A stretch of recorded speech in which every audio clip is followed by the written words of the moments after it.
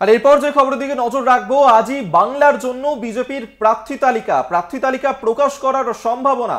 গতকালই দিল্লিতে বিজেপির কেন্দ্রীয় নির্বাচনী কমিটি তারা বৈঠকে বসেছিল এবং যেমনটা জানা যাচ্ছে এই বৈঠকেই চূড়ান্ত হয়ে গেছে বাংলার 23 জন প্রার্থীর নাম।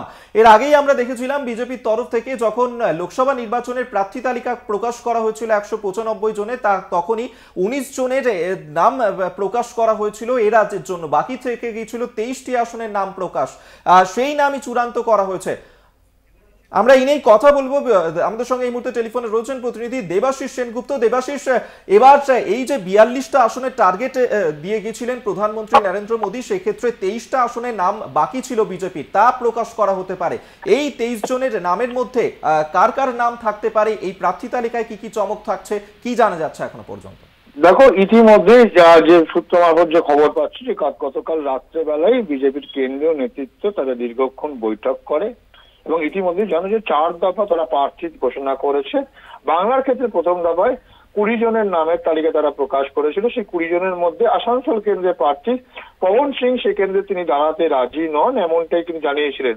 অর্থাৎ বাংলার ক্ষেত্রে আরো 23টি আসনে প্রার্থী দেওয়া তাদের বাকি রয়েছে এবং সেই 23টি আসনের প্রার্থী বাছাই গতকালই চূড়ান্ত হয়েছে। আজই সেই প্রার্থীদের নামের তালিকা বিজেপি প্রকাশ করতে পারে, এমনই কিন্তু বিজেপি সূত্রে খবর। এবং সেক্ষেত্রে বেশ কয়েকটি নামের ক্ষেত্রে এই জায়গায় পুরনো যারা সাংসদ ছিল তাদেরকে প্রার্থী করবে কিনা তা নিয়ে কিন্তু দোলাচলে ছিল বিজেপি নেতৃত্ব, যা নিয়ে দীর্ঘক্ষণ আলোচনা হয়েছে এবং সেখানে উপস্থিত ছিলেন রাজ্য বিজেপি সভাপতি সুকান্ত মজুমদার।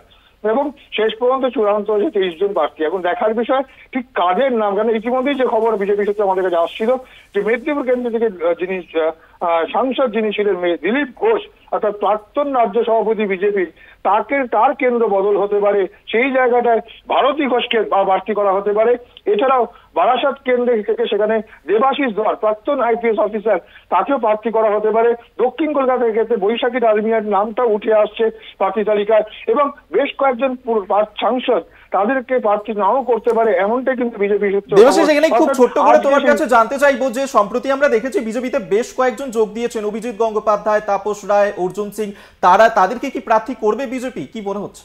এখনো পর্যন্ত বিজেপি সূত্রের খবর ব্যারাকপুর কেন্দ্র থেকে অর্জুন সিং এর নাম কিন্তু উঠে আসছে।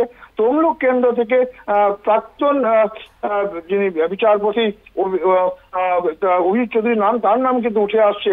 অর্থাৎ প্রার্থী তালিকায় নতুন কিছু চমক থাকতে পারে বিজেপির, এমনটা মনে করতে। কিন্তু একটা জিনিস স্পষ্ট যে ইতিমধ্যেই রাজ্যের শাসক দল তৃণমূল কংগ্রেস 42টি আসনে প্রার্থী দিয়েছে।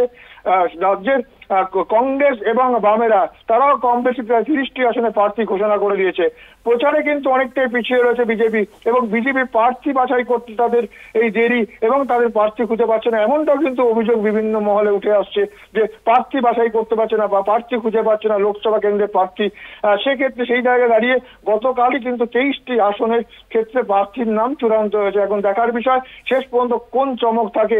যে নামগুলো বেশি আসছে, যেমন সদ্য আবার তৃণমূল কংগ্রেস থেকে ফিরে যাওয়া সেই অর্জুন সিং, যিনি বিজেপিরই সাংসদ ছিলেন, তিনি ব্যারাকপুর কেন্দ্র থেকে আবার পুনরায় মনোনয়ন পাবেন কিনা এবং যতদূর সব বিজেপি সূত্রে খবর তিনি মনোনয়ন পাচ্ছে। তমলুক কেন্দ্রে নাম উঠে আসছিল প্রাক্তন বিচারপতি সদ্য যিনি বিজেপিতে যোগ দিয়েছে। বৈশাখী ডালমিয়ার নাম আসছে সেক্ষেত্রে কিন্তু দক্ষিণ কলকাতা কেন্দ্র থেকে এবং পাশাপাশি বারাসাত কেন্দ্র থেকে প্রাক্তন আইপিএস অফিস দেবাশিস ধরের নাম উঠে আসছে। এবং মেদিনীপুর কেন্দ্র থেকে যেখানে সাংসদ ছিলেন দিলীপ ঘোষ, সেই জায়গায় ভারতী ঘোষের নাম উঠে আসছে।